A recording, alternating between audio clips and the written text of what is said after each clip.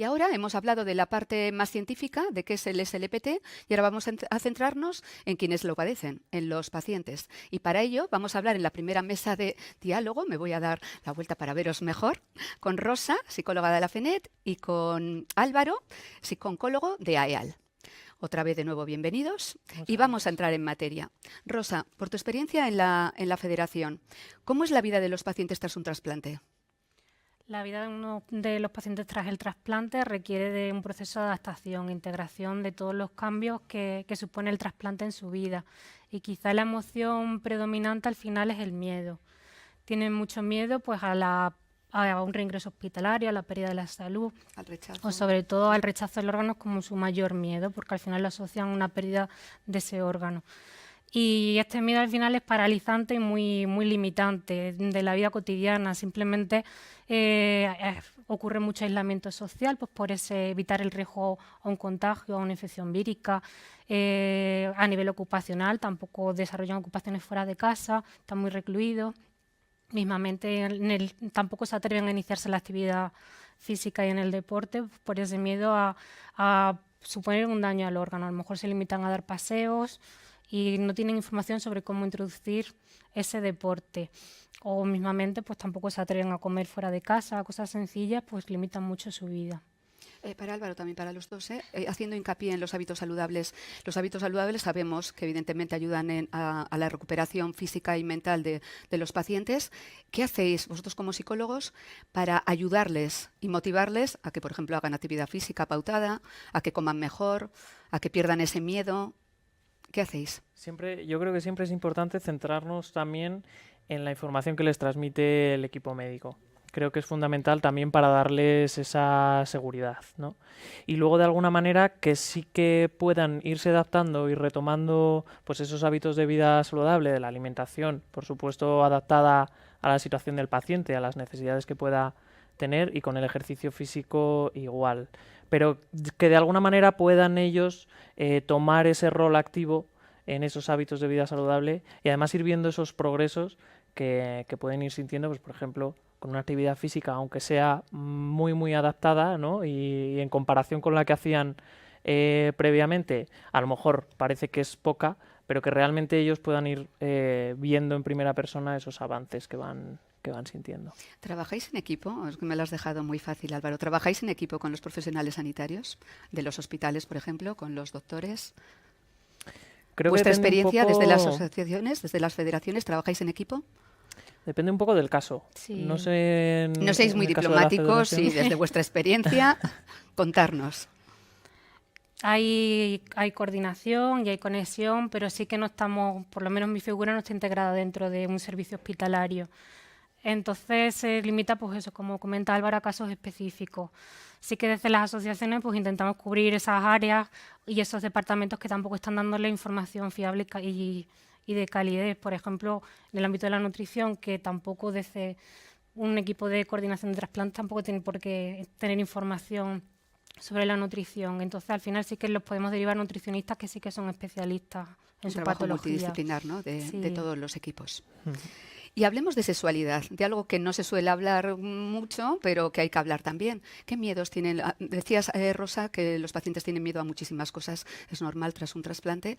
En el aspecto de la sexualidad, ¿lo tratáis? ¿Os lo Sí, dicen? ¿Os la cuentan? sexualidad es un área fundamental de la vida y debería ser como un área a explorarse en todas las consultas, en las consultas médicas. Muchas veces no se pregunta No. y para el propio paciente pues queda en un segundo plano.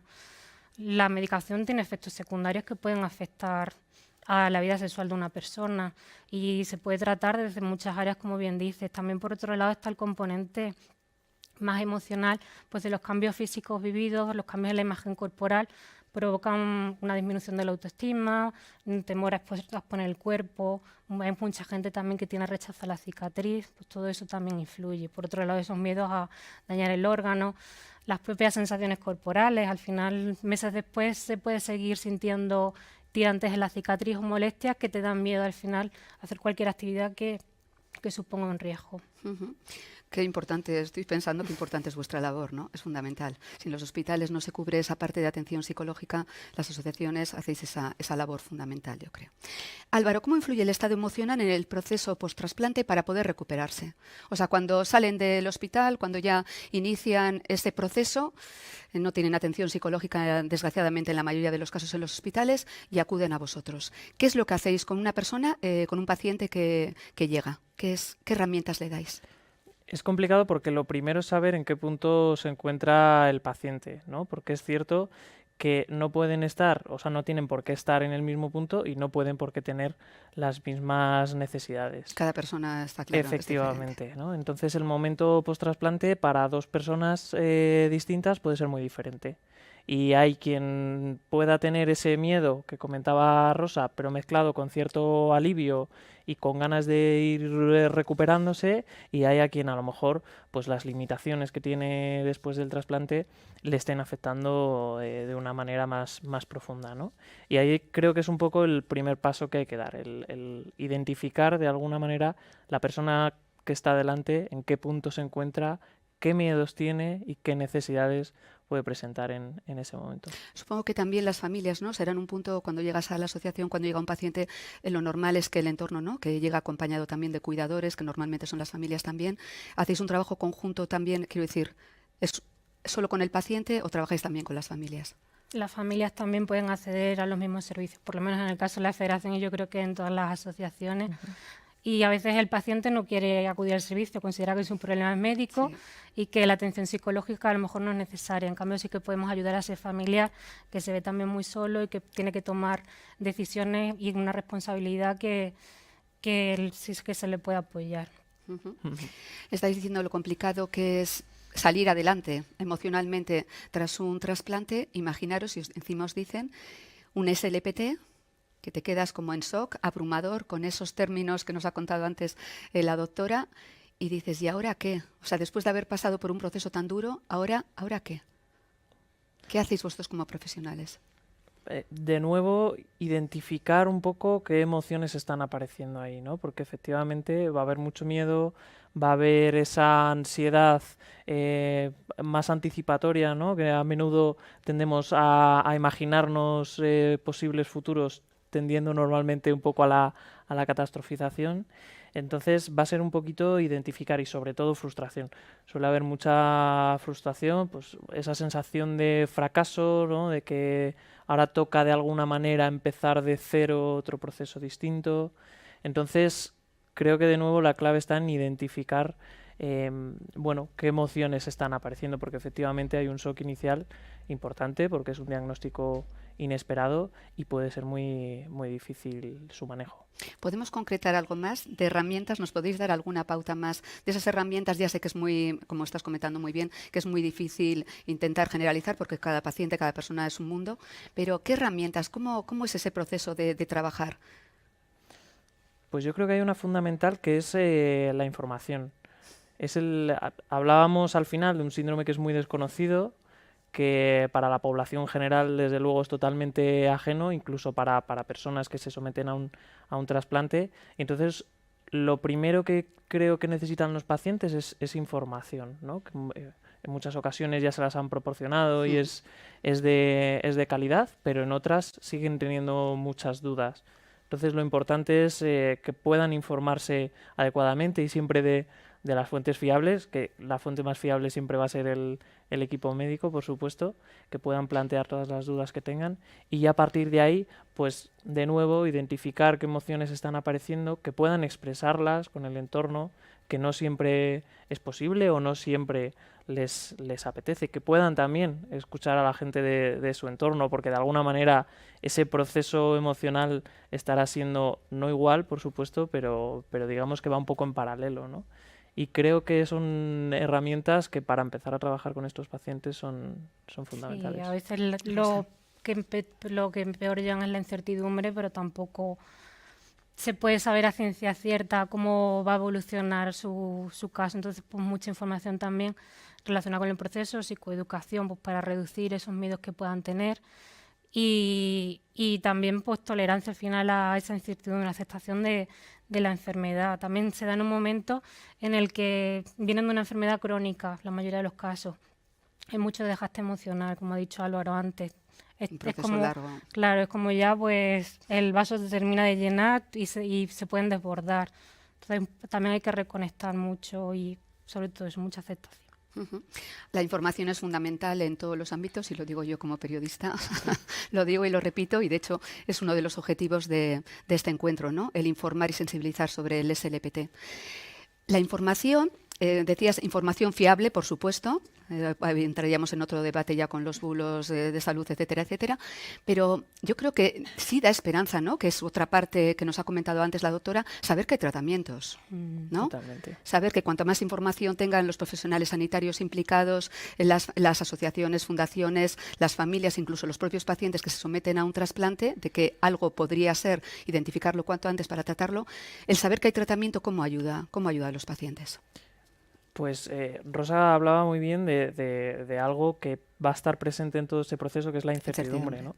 Y de alguna manera lo que da el tener esa información, el conocer sobre esos tratamientos, es precisamente lo que necesitan en esos momentos, ¿no? Que es certidumbre. Es saber que, bueno, que hay un camino a seguir, que hay opciones y que no están de alguna forma abandonados, ¿no? a su propia suerte, ¿no? Entonces creo que es fundamental para eso, para darles esa seguridad, de alguna manera disminuir esa ansiedad, esa incertidumbre, esa vulnerabilidad que pueden tener y darles un camino a seguir. Y estas jornadas son maravillosas también pues, por dar esa información de calidad y que si lo buscan en internet por lo menos les aparezca.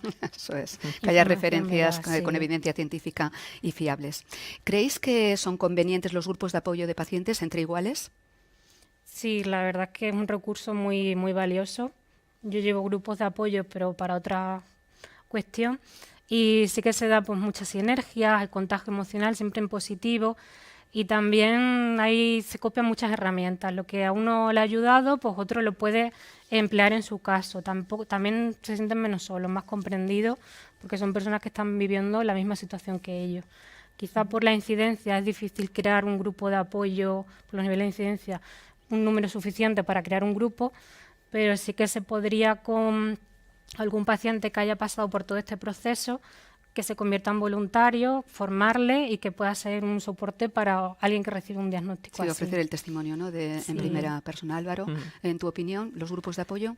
En nuestro caso, en nuestra asociación, es verdad que en el momento actual no hay grupos de apoyo, pero es cierto que hay muchos pacientes que lo demandan, ¿no? Que preguntan por ello, porque creo que también hay un punto clave que es en esa incomprensión y en ese aislamiento que a veces pueden sentir, ¿no? Que incluso aunque acudas a tus profesionales, a tu entorno, sientes que no te pueden terminar de entender del todo, o por lo menos tanto, como una persona que se encuentre en esa misma situación, ¿no? Entonces ese intercambio efectivamente de experiencias, de recursos que puedan tener ellos, desde luego que puede ser muy gratificante. ¿Por qué creéis que no hay psicólogos en los hospitales, con lo necesarios que son? Pregunta difícil. Sí. Abierta. Debería haber un psicólogo, yo creo que en cada área de especialidad dentro de esos equipos médicos. Trabajando en equipo, ¿no? Lo que decíamos. Sí, realmente hay muy pocos psicólogos en hospitales y están desbordados. Por eso, bueno, al final esas áreas de especialidad recurren a las asociaciones que tienen psicólogos especialistas en su patología. Sí, que efectivamente de alguna manera pues vamos rellenando ese hueco, pero que por supuesto ojalá algún día lo tengamos también en los hospitales, porque creo que es una figura imprescindible y cada día más. Además. Imprescindible, claro que sí. Si nos estuviese viendo, que puede ser, un paciente con SLPT, vosotros desde vuestra experiencia, como psicólogos, ¿qué le diríais? Tras haber escuchado lo que nos ha contado antes la doctora de qué es el SLPT. Que se apoye, ser muy conscientes de que llega tras un post-trasplante, o sea, que llega después de haber pasado por un proceso duro. ¿Qué le diríais? Rosa. Pues le diría que el camino es complicado, pero que con ayuda se facilita y que la psicología puede ayudar mucho, que muchas veces pensamos mi problema es médico, pero la psicología tiene en cuenta todas las áreas de la persona para que su vida sea más plena y puede ver en qué áreas flojea y cómo mejorar en ellas. Y luego, por otro lado, no solamente dirigirnos a los pacientes, sino también a los cuidadores que también pueden acceder a los recursos. Álvaro. Sí, creo que no le puedo poner ni una coma, que efectivamente pues es un proceso muy complicado y que en muchas ocasiones se ve como algo puramente médico, pero que necesita ser acompañado también. Y hay veces que ese acompañamiento del entorno, de los cuidadores, de los familiares, pues bueno, hay veces que es suficiente, pero en otras ocasiones no, ¿no? Y también poner el foco efectivamente en ese entorno que a veces está acompañando y por lo tanto no se siente tan acompañado, ¿no? Y a lo mejor deja también un poco de lado sus necesidades. Y para todos ellos, pues creo que muchas veces ese acompañamiento por parte de un profesional, sobre todo si sienten que hay ciertas cosas que les cuesta manejar, pues puede ser esencial, ¿no? Y puede cambiar de manera importante cómo se sienten a lo largo del proceso.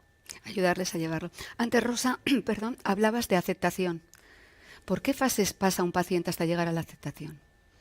Vive un duelo y pues se pasan por las fases del duelo. Al final puede ser una pérdida de la vida anterior y como vemos ocurre mucho esa inmovilización. Hay primero una fase de negación, luego hay otra son fases por las que se puede pasar, pero no tiene por qué pasar por todas. También una fase más de ira, de expresión de las emociones. Hay una fase más de tristeza, que te ayuda también a asimilar todo por lo que has pasado y finalmente integras la situación en tu vida. ¿Les cuesta a los pacientes llegar a la aceptación? Sí, bueno, no todos los pacientes. Bueno, ahora estamos hablando un poco en general, sé que es muy complicado, pero sí, cuesta llegar a la aceptación. Parte de los pacientes sí, se pueden quedar muchos en esa fase de negación, en el por qué me ha pasado esto a mí, o simplemente pues no querer verlo. Hay gente que se queda al final en esa fase de la ira, mucha frustración, al final esa rabia hacia los demás, y hay gente que, pues por desgracia, se queda al final en esa fase depresiva y se puede sentir desolado, como bien ha dicho Álvaro, el catastrofismo, la desesperanza, también por todo el agotamiento emocional, que es que son emociones que en todas las fases se pueden validar porque es normal sentirse así. Y durante todo el proceso, supongo, Álvaro, hay subidas y bajadas, ¿no? O sea, no es lineal. Sí, efectivamente. En cualquier proceso de este tipo nunca es lineal, ¿no? Y es cierto que hay, lo que comentaba Rosa, hay muchos duelos que hay que elaborar y eso conlleva pues tiempo y trabajo también, ¿no? Pero efectivamente es ese duelo por la pérdida de la calidad de vida que en un momento dado puedes tener, la pérdida de proyectos, la pérdida de unas rutinas, unos roles, a lo mejor en la vida o a nivel familiar. Entonces hay muchas pérdidas que hay que elaborar, ¿no?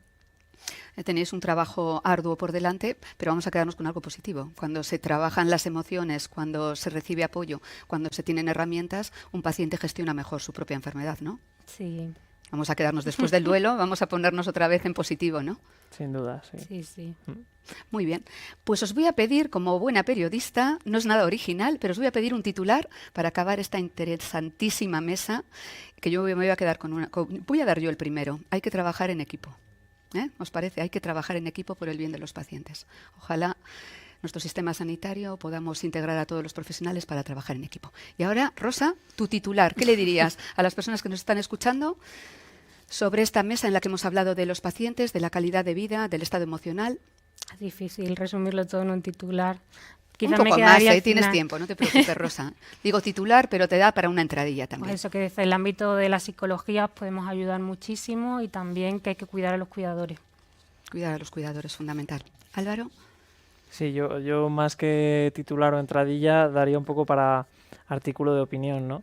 Pero sí que es cierto que poner el foco en que es un proceso muy complicado, que efectivamente es necesario ese trabajo en equipo, que a veces lo podemos llevar solos y con la ayuda de ese entorno, pero que cuando no es así es necesario el pedir ayuda.